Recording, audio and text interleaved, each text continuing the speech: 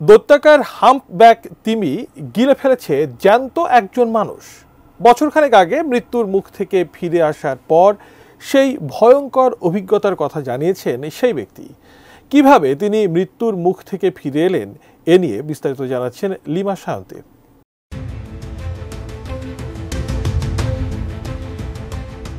2021 সালের জুনে মাইকেল নামের এক মার্কিন নাগরিক প্যাকার্ড তিমির মুখের মধ্যে আটকে ছিলেন প্রায় 40 সেকেন্ড। কেপ কড টাইমসকে এক সাক্ষাৎকারে মাইকেল বলেছেন তিনি সমুদ্রে সাঁতার কাটতে গিয়েছিলেন।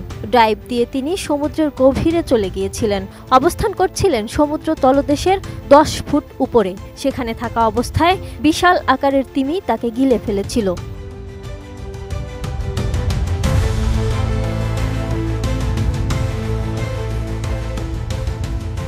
কোয়ালিটি সম্পন্ন আন্তর্জাতিক মানের CMT 500W CSRM committed for better still। Cape Cod টাইমসকে মাইকেল প্যাকার্ড বলেন তিনি 2টা ডাইভ দিয়ে পানির নিচে চলে গিয়েছিলেন। তৃতীয় ডাইভের পর তলদেশে প্রায় পৌঁছে যাচ্ছেন এমন সময়ে কেউ যেন তাকে বিরাট ধাক্কা দিল।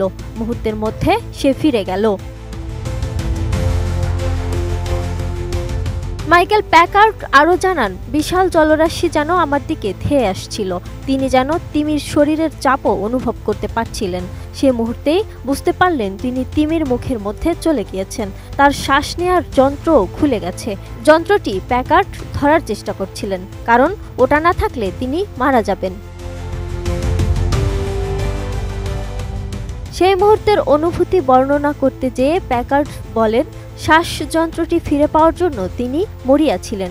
এক পর্যায়ে যন্ত্রটি আবার তার মুখে লাগাতে সক্ষম হন। একই সঙ্গে তিমির চোয়ালের মধ্যে থেকে নিজেকে বের করার চেষ্টা করতে থাকেন। তিনি আরও জানিয়েছেন, ওই অবস্থায় নিজেকে বলছিলেন, তুমি আটকা পড়েছ মাইকেল, এইখানেই তুমি মারা পড়বে।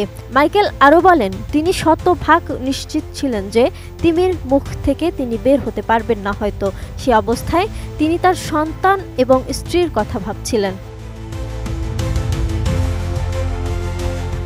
যা হোক, সৌভাগ্যবশত তিনি তিমির মুখ থেকে বের হতে পেরেছিলেন, কারণ তিমিটি এক পর্যায়ে পানির উপরের দিকে যেতে থাকে এবং বিভ্রান্তের মতো মাথা ঝাঁকাতে থাকে। শেষে মুখ থেকে আমাকে বের করে দেয়। তিমির মুখ থেকে বের হয়ে ভাবতে থাকেন প্যাকার্ড, ঈশ্বর আমাকে রক্ষা করেছেন।